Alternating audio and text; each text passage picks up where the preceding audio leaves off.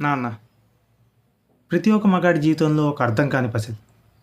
మనం పుట్టినప్పుడు ఆనందపడతాడు, పెరుగుతున్నప్పుడు మనకి ఏదైనా చేయాలని ఆరాటపడతాడు, ఎదిగిన తర్వాత మనం ఏమైపోతామోనని ఆందోళన పడతాడు. ఇలా మనం పుట్టినప్పటి నుంచి ఆయన పోయేంత వరకు మన గురించి ఆలోచిస్తూ ఉంటాడు. మనం ఏమైనా చిన్న తప్పు చేస్తే అమ్మలా మనల్ని వెనకేసుకురాడు, ఏదైనా గొప్ప పని చేస్తే అందరిలా మనల్ని అభినందించాడు. చిన్నప్పటి నుంచి ప్రతి విషయంలోనూ పక్కింటి వాళ్ళ పిల్లలతో, ఎదురింటి వాళ్ళ పిల్లలతో, రిలేటివ్స్ కొడుకులతో మనల్ని కంపేర్ చేస్తూ ఉంటాడు.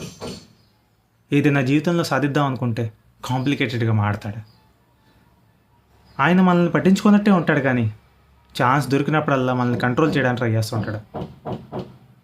నాన్న మన జీవితంలో ఉన్నంతకాలం మన జీవితంలో చాలా ఇండిపెండెన్స్ ఉంటుంది, కానీ ఫ్రీడమ్ మాత్రం ఉండదు.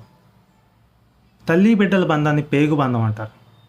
మరి తండ్రి బిడ్డల మధ్య ఉండే బంధాన్ని ఏమంటారు? ఇలా నాన్న అనే పజిల్ని మనం అర్థం చేసుకోకుండానే మనం కూడా ఇంకొకరికి నాన్న అయిపోతాం. వాళ్ళకు కూడా అర్థం కాని పజిల్గా మిగిలిపోతాం.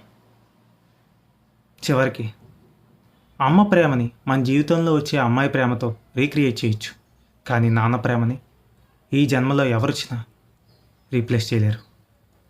Happy father's day.